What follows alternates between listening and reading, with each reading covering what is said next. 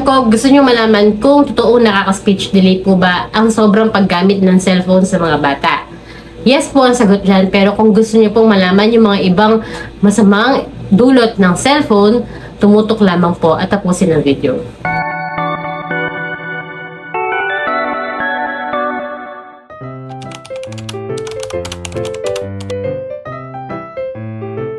So first bad effect is sleep disruption. So kaya mapapansin nyo, may hirap silang patulugin sa hapon at nagpupuyat sila sa gabi. So kapag kulang yan sa tulog, madali silang kapitan ng sakit. At maapektuhan din ang pagtangkad ni baby. So ang dahilan daw nito ay yung blue light na nai-emit ng screen, siya yung nakakapag-disrupt sa sleep ni baby. So, ang sabi, the blue light emitted by the screen can interfere with sleep patterns, leading to poor sleep quality and duration. So, mapapansin niyo yan sa mga anak ninyo na yung cellphone ng cellphone, konti na lang yung kanilang tulog. Kaya please, sa mga mommies and daddies, i-hold niyo po yung paggamit ng cellphone ni baby para po ito sa 1 to 5 years old. Number 2 is nakaka-eye strain po siya. So, mapapansin nyo, yung mata ni baby is ganyan ang itsura dahil sa sobrang paggamit ng cellphone. Prolonged screen time can cause eye strain leading to discomfort, blurred vision, and headaches. Baka kaka-cellphone ng iyong anak, maaari siyang magsalamin. So, number 3 na masamang dulot is obesity. Yes, pwede po siyang maging mataba na katulad yan at hindi po cute yan. Alam niyo ba bakit? Kasi hindi na siya nagkakaroon ng physical activity. Excessive screen time can lead to a sedentary lifestyle. Wala, hindi na siya gumagalaw-galaw kasi nga hawak nga lang niya yung cellphone, dun siya nanonood or dun siya nagkakaroon ng games. Yung mga ibang parents, binibili pa nila ng gadget, ng iPad or ng tablet. So sana maiwasan natin yon. Actually, pwede naman, pero sana malimit. Lalo na yung mga 2 years old and above na merong gadget talaga, sana may limitation. Mga 30 minutes lang hanggang 2 hours. Yung iba, sobra-sobra. Yun po ang nagkakaroon ng bad effect. Number 4 ng bad effect is yung galitin. Nagiging galitin po siya. Lumiliit po yung kanyang pasensya. Nagkakaroon ng social and behavioral issues ang bata pag sumusobra yan sa cellphone. Nagkakaroon din ng reduced attention span and increased irritability. So, mapapansin nyo yung mga babies na nanonood ng mga short video clips katulad ng TikTok, Reels, YouTube Shorts. Ayaw na nilang manood ng mahaba katulad ng mga movies.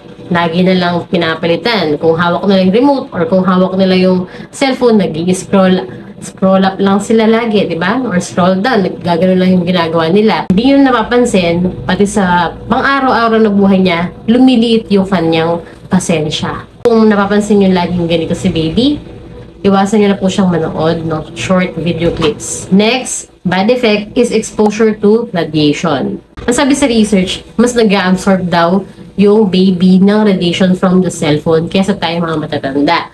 Kaya kapag tayo, mas mahaba na yung ating exposure sa cellphone, hindi naman gano'n ka-taas yung na-absorb nating radiation compared sa bata na nagsa-cellphone lagi na more than 2 hours. So, ngayon, inaaral pa yan eh. Matagal na itong pag-aaral to. Pero ngayon, ongoing pa rin yan. Kung talagang mataas talaga yung absorption ng baby brain compared sa atin. Ang ibang sinasabi ng research, dahil nga sobrang mag-absorb yung brain ng baby, is meron itong connection sa pagkakaroon ng brain tumor or cancer. So kahit hindi pa talaga ganun na aral, bakit hindi pa natin siya iwasan? So next bad effect is impact on academic performance.